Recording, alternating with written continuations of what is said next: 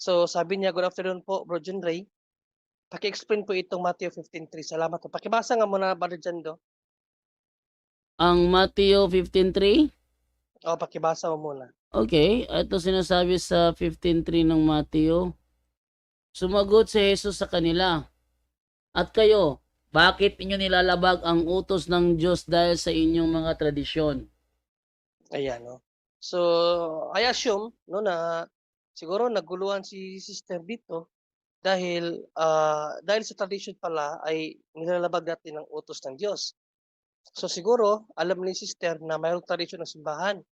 So baka napagtanto niya o naisip niya na mali ang katuruan ng simbahan about tradition kasi paglabag pala sa utos itong tradisyon, no? So I assume, sister, na yan ang yung concern.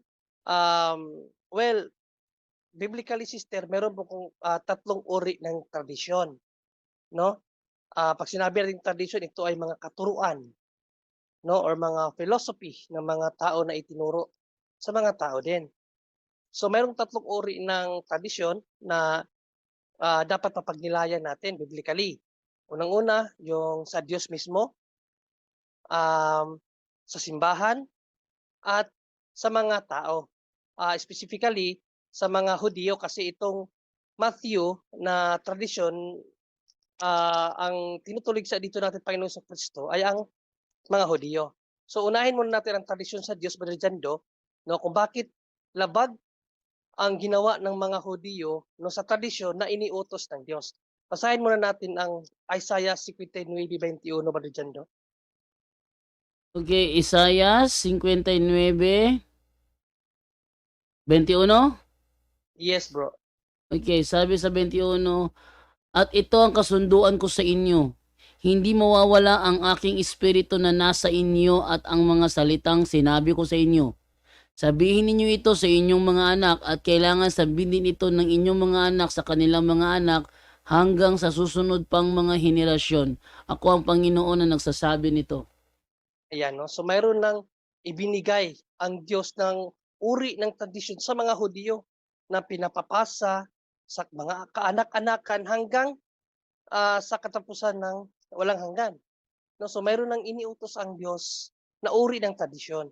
Pero kung babalikan natin yung 15:3, no, mayroong tinulig sa Panginoong Jesucristo na uri ng tradisyon na labag sa Diyos. So ibig sabihin, yung tradisyon na yon na labag sa Diyos, hindi yun yung tradisyon na itinuro ng Panginoong Jesucristo o ng Diyos. So basahin natin ang Mateo 15:4, Brother Jando. Ano ba ang tradisyon na dapat sundin ng mga Hudyo? Mateo 15:4. Halimbawa, sinabi ng Diyos, "Igalang ninyo ang inyong mga magulang, at ang lumapastangan sa kanyang mga magulang ay dapat patayin." Ayun. No? So, igalang daw dapat ang mga magulang. Ito ang tradisyon na mula sa Diyos na ah, iniutos niya sa mga Hudyo. Pero anong nangyari? Idiretso mo sa 5 ba doon dyan? 5. Ngunit itinuturo naman ninyo na kapag sinabi ng isang anak sa kanyang mga magulang na ang tulong na ibibigay niya sana sa kanila ay nakalaan na sa Diyos, hindi na niya kailangan tumulong sa kanila.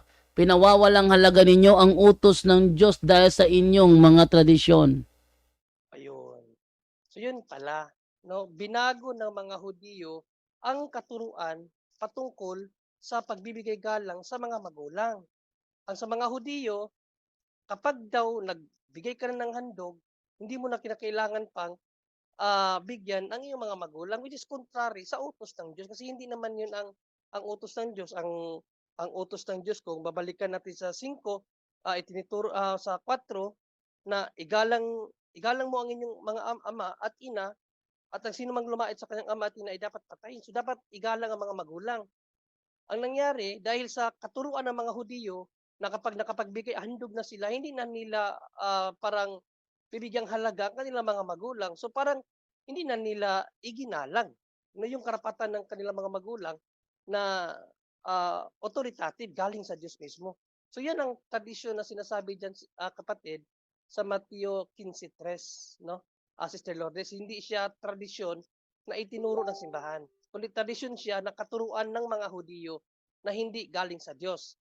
However, baka nagtaka ka bakit mayroong tradisyon ng simbahan, no, na itinuturo, gayong bawal, parang labag pala ang tradisyon sa Mateo 15:3. Hindi po, kasi sa Biblia, sabi ko na nga, 3 po uri ang tradisyon: tradisyon ng Diyos, Diyos mismo nagbigay, tradisyon ng mga tao, at tradisyon ng simbahan. So basahin natin ang 2 Tesalonica 2:15, Brother Jando. Meron kang TAB na Biblia, bro? Tagalog ng Biblia? Tab, Oo, tab. Sayo Art, sa tab. RTPB yata yun eh.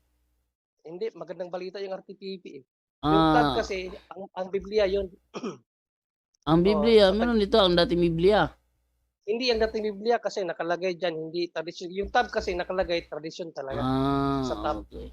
Wala kang tab. Wala. Kung wala, yung KJV na lang. Kay King James Version, 2 Thessalonians chapter 2 verse Verse 15. 15. Ito Oo. ang sinasabi. Therefore, brethren, ano lang ha? Ito. Wait lang. Nawala sa screen ko yung Bible. Ito. Therefore, brethren, stand fast and hold the traditions which you have been taught, whether by word or our epistle. No? Panghawakan nyo, sabi ni San Pablo, panghawakan nyo ang tradisyon na aming itinuro sa inyo sa pamamagitan ng sulat at salita. So ang simbahan talaga may pinangahawakan na tradition system. Tawag nga doon, deposit of faith. Mabasahin nga natin sa sulat ni San Pablo kay Timoteo, no? 1 Timothy 6:20, sabi ni San Pablo na guard the deposit of faith.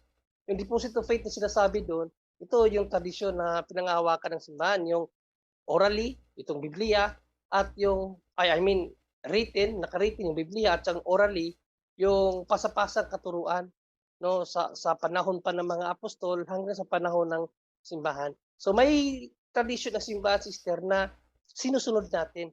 Hindi yan yung tradisyon na tinulugsa ni Kristo doon sa Mateo 15:3. Kasi yung Mateo 15:3, tradisyon yun ng mga Hudiyo, mga tao. Sila lang ang gumawa. At nangyari kasi sa tradisyon na yun, tumaliwas sa kautusan ng Diyos. Di ba? Ang sabi kasi sa 4, igalang ang inyong mga magulang. Ang nangyari sa mga Hudiyo, dahil sa kanilang dagdag na nakaturuan, na kapag nakapaghandog na sila, pwede na nilang hindi bigyang halaga ang kanilang magulang. So naitsapuira yung utos ng Diyos. So yun yung tradition, sister, na tinuligsa ni Panginoong Jesucristo sa Mateo 15:3. Hindi yun Okay, doon naman po tayo ngayon kay Roland Kahenta. Good evening na po. pinagbabawal. Sige.